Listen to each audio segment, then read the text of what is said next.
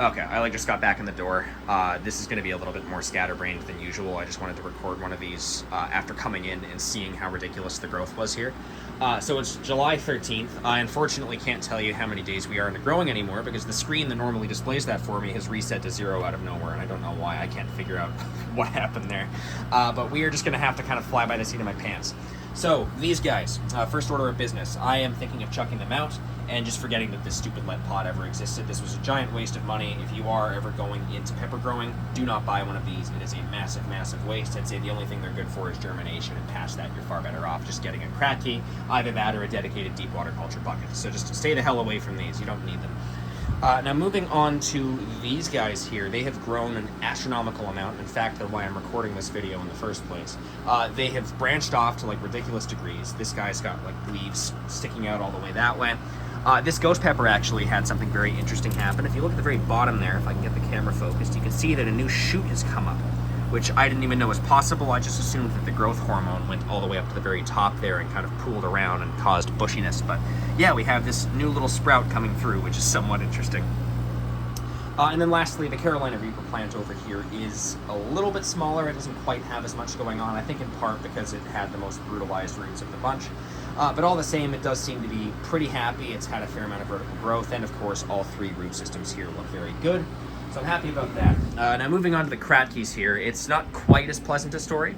So this Carolina Reaper over here actually had a fair bit of nutrient burn when I came back, and I wasn't entirely sure why that was. My guess is that something just wasn't mixed fully. I don't blame my roommate for that. These are very finicky and it's easy to mess it up. But all the same, I just changed out the nutrient solution and it's been fine ever since.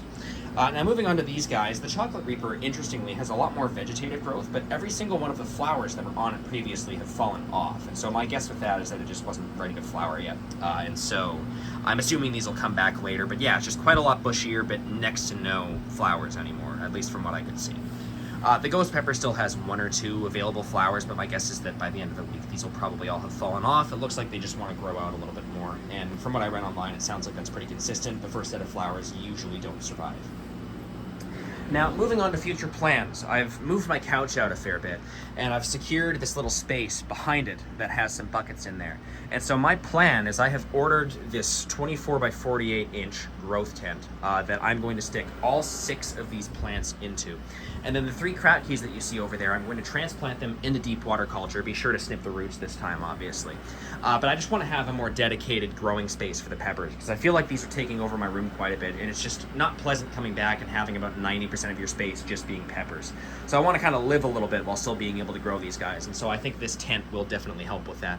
But it's going to be quite nice. It's a decent setup from what I saw. It's got this growth light that hangs down from the top. It's got temperature control, humidity control, so I think it should be a much better environment for these guys. And then you can also clip on fans and things like that, which I imagine will help quite a bit with pollination if I'm ever not around to, give them a shake. But all in all, exciting times ahead. I'm very happy with how they've done in the week or so that I was gone. The Kratkies are a little bit unfortunate, but they're not, going to be staying Kratkies much longer anyhow.